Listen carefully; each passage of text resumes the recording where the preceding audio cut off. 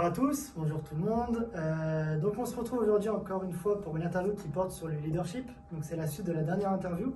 Donc on se rappelle deux camps très opposés. Donc en premier, donc le camp de Yann qui avait lui comme optique de penser que un leader était forcément inné.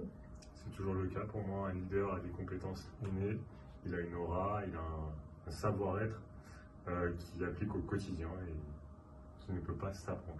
Ok, très intéressant. Et donc en face de lui, Elisa, donc, qui était plus, elle, partisante du fait que qu'un leader qu'on peut apprendre à devenir un leader, pardonnez-moi. Est-ce que c'est toujours le cas? C'est toujours le cas, j'ai un avis beaucoup plus modéré que mon collègue. Le leadership, avec les années d'expérience, ça peut s'apprendre, avec une confiance en soi qui grandit avec les années et une expérience du métier. Ok.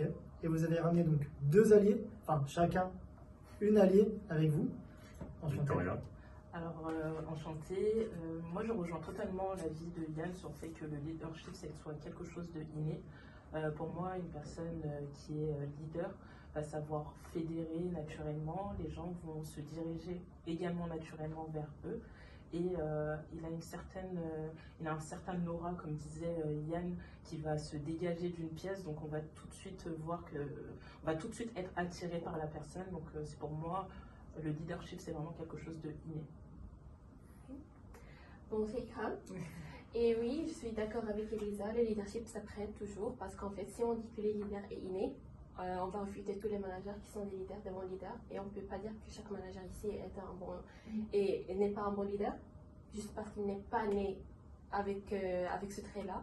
Et puis pour moi, il y a toujours le savoir-être qui peut s'apprendre.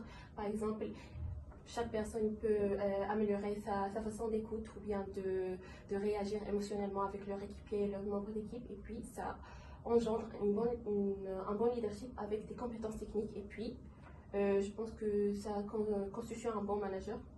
Et c'est le cas. Ok, très intéressant.